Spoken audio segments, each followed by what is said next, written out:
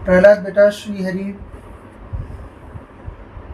जील पटेल बेटा श्रीहरि, दीपचंद कुशवाहा बेटा श्रीहरि, खुशीराम बेटा श्रीहरि, अमोल बेटा श्रीहरि। लड़ाई झगड़े गृह कलेश हो रहे हैं बेटा, धाम पे आ जाइए, एक बार देख लेंगे। लड़ाई झगड़े गृह कलेश इत्यादि बेटा ज़्यादातर पराशक्ति से ही होते हैं, तो वो पूर्वज हैं या देवी हैं या देवता हैं या तंत्र किसी ने भेजा हुआ है, वो उसमें जज करना पड़ता है।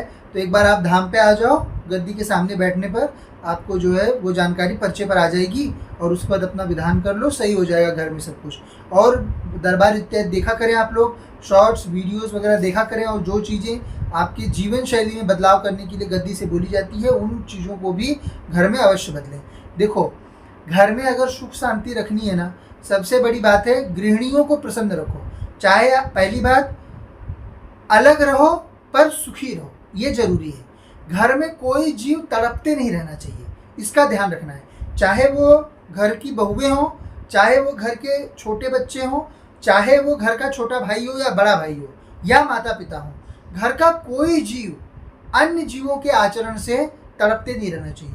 घर में गुटबाजी हो जाए कि एक दो जीवों को आपने अलग कर दिया और बाकी लोग सब अलग रहने लगे, ये सब व्यवस्था मत करो आप लोग। रादर अलग रहो, उसमें कोई भी बुरी चीज़ नहीं है। संस्कृति के नाम पर कि एक साथ ही रहना है, उसके नाम पर आप लोग अपनी जीवन यात्रा को समाप्त मत करो। ऐसा इस ब्रह्मांड में कोई नियम नहीं है कि चार भाई हैं तो चारों एक ही जगह पे रहेंगे, एक ही जगह पे चूल्हा बनना चाहिए, एक ही जगह खाना चाहिए, चाहे लड़ो झगड़ो मरो, अपने विकारों को कितना भी बढ़ाओ और एक ही जगह रहो। ये बिल्कुल कोई भी पारलौकिक नियम नहीं है। इस पे ना आपको स्वर्गलोक के लिए जज किया जाता है, न नर्कलोक के लिए जज किया जाता है, न आपको इष्ट मोक्ष के लिए जज किया जाता है। ये सब मनगढ़ंत बनाए हुए नियम है। यदि सब भाई लोग धन इत्यादि अच्छे से कमा रहे हो तो अपना अपना गृहस्थी चलाओ बढ़िया से। एक घर में रहना है, रह लो। तुमको प्रेम है बहुत ज़्यादा, एक घर में रहना है, रह लो। अलग रहना है, रह लो। एक घर में रहकर एक किचन में खाना खा सकते हो, कर लो। अलग रहकर एक ही घर में रहकर अलग अलग किचन चलाना है, कर लो। जिस भी व्यवस्था से तुम लोगों का झगड़ा पानी ना हो, वो चीज़ पहले करो।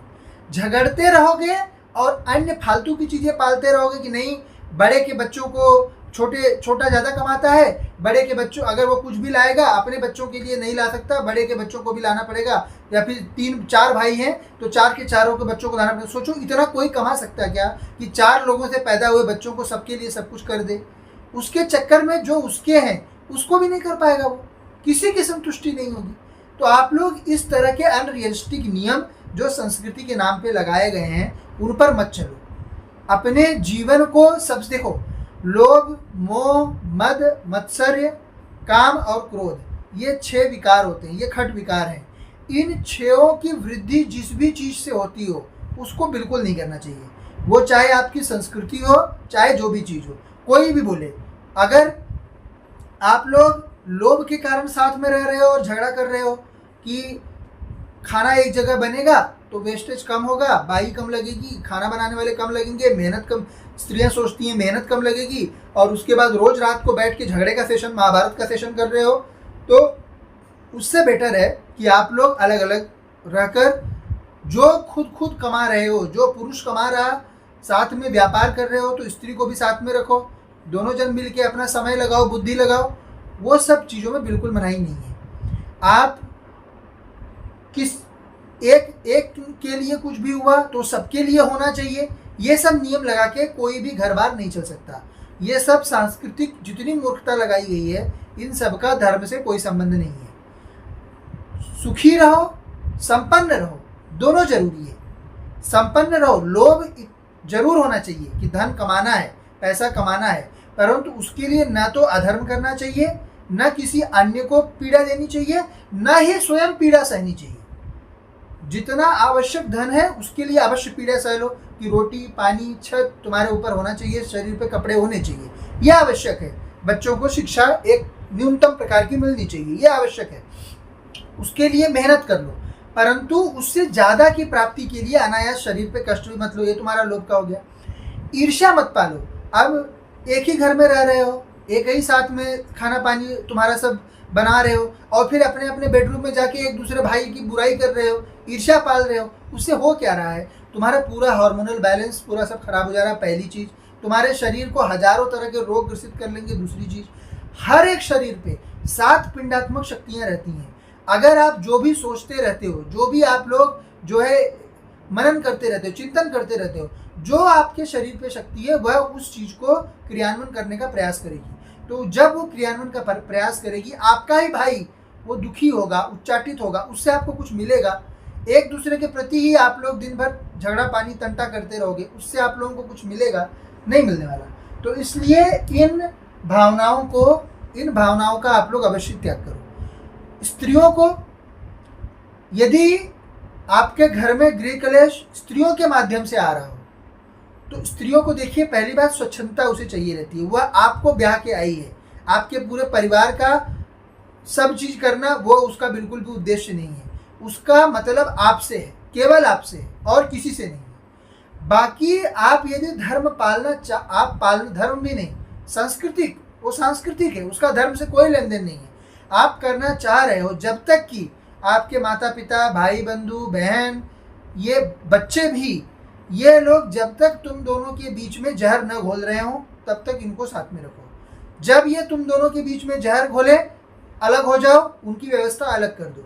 या तो वो स्वयं अपनी व्यवस्था कर लें अगर तुम सक्षम नहीं हो, और वो हद से ज़्यादा तुम लोगों को अलग करने के पीछे पड़े हुए हो।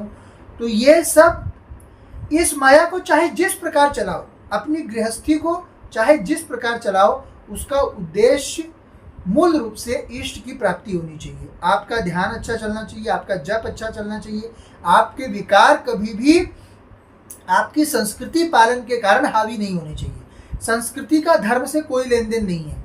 आप दुर्गा पूजा और पंडाल लगाना, रामायण का पाठ, रामचरितमानस का पाठ, ये स्तोत्र, आरती, चालीसा, ये सब, और उसके बाद 3000 फलाना ढिमकाना कि इस दिन नाखून नहीं काटना, उस दिन बाल नहीं काटना है, इस दिन नॉनवेज नहीं खाना, उस दिन नॉनवेज नहीं खाना, इतने समय नॉनवेज नहीं खाना, इतने समय वेज नहीं खाना, इतने प्याज लहसुन नहीं खाना।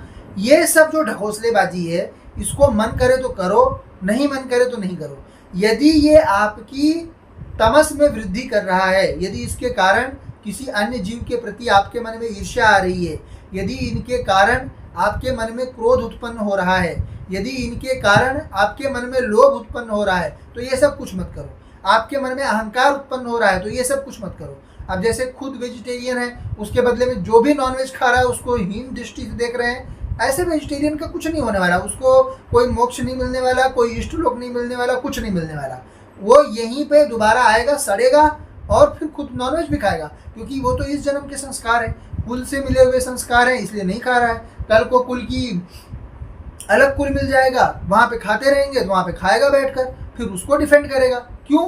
क्योंकि अहंकारी जीव है। आज वेजिटेरियनिज्म को डिफेंड कर रहा है, कल नॉन वेजिटेरियन को डिफेंड करेगा। तो इन सब फालतू चक्करों में नहीं पड़ो। केवल अपना उद्देश्य, तंत्र मंत्र बाधा जो कुछ भी है, वो तो आके धाम की गद्दी से तुम लोगों का शांत हो जाएगा। बाकी अपने जीवन में इस तरह के बदलाव लाओ कि रिश्तेदारियाँ जो हैं वह सकारात्मक रूप से चलती रहे।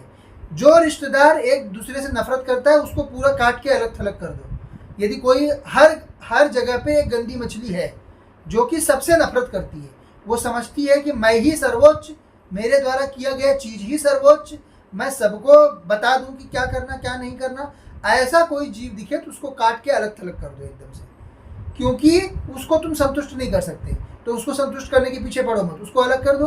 और जो धार्मिक है, धार्मिक क्या है?